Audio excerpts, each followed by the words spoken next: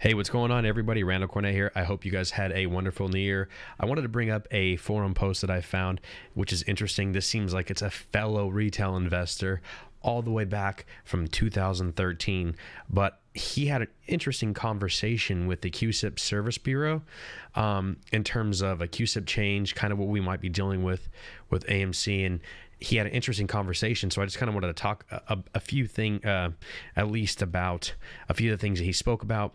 Again, none of this is fact. We're just kind of taking this as that this guy is not lying, which I don't think he is. It seems like he's a passionate retail investor.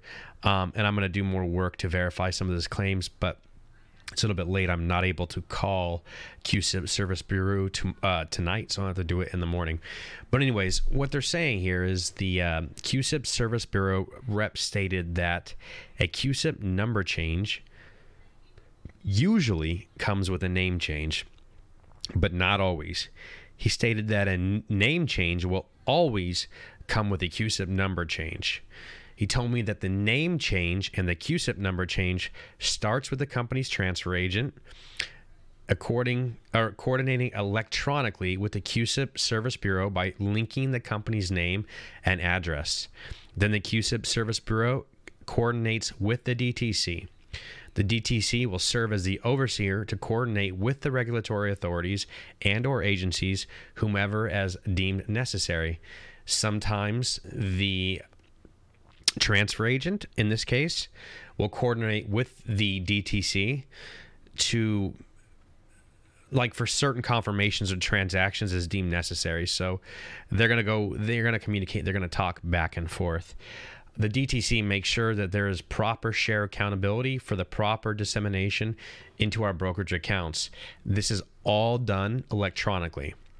After the company or the transfer agent receives their new QSIP number from the QSIP Service Bureau, the company/transfer agent and their legal team then coordinates with the NASDAQ and the SEC for the already coordinated amount of shares as the new inventory.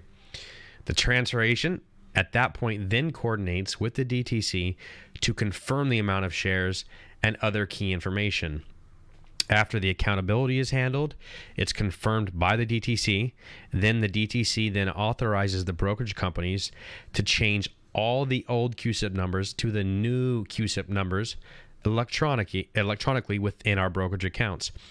A QSIP number change is not enough, from what most believe throughout the investing/trading community, to force a covering of naked short positions.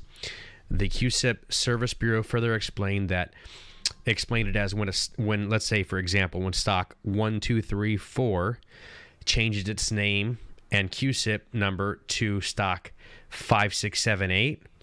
The shares of stock 5678 are given to them electronically by the transfer agent to replace the stock 1, 2, 3, and 4. This is the key transaction. If only a QSIP number change transpires, then a lesser type of accountability takes place. The name change matching the address of the company is what actually forces an exchange of the old inventory of shares to the quote-unquote new inventory of shares. Without the name change, there is not a movement of shares from the transfer agent that actually takes place. Only one phase of the accountability process is required to take place to verify accountability, when only a QSIP number transpires because of the lack of not having a creation of quote-unquote new inventory of shares by the company or transfer agent. Therefore, no movement of shares take place. It's a simple understanding by the majority of companies, but if not considered, it could be the difference for any type of force covering or any type of naked positions. If there is no dilution, a covering of the naked shorted position should take place due to what's revealed during the accountability process between the DTC after getting the quote-unquote new inventory of shares from the QSIP Service Bureau, if there is not only a QSIP number change, but a name change as well. Because of the QSIP number change, the market makers will be required to account for each of the old shares with the new shares. Because of the name change, it's important because it forces the DTC to play a more finite role by not only accounting for the old shares to equal the new shares electronically, but forces them to match a quote-unquote new inventory of shares that have been given to them from the CUSIP Service Bureau as the new official approved inventory, by the way, of shares given to them from the transfer agent. So, excuse me for coughing. Now, there is something to be said about the transfer agent and the DTC, and kind of this theory that this is saying is like, hey, doing a CUSIP number change does make them accountable, and that is handled electronically, and it's pretty much automated. But in order for them to work the way that we're seeking for them to work when it comes to AMC, it looks like those two things need to be done together.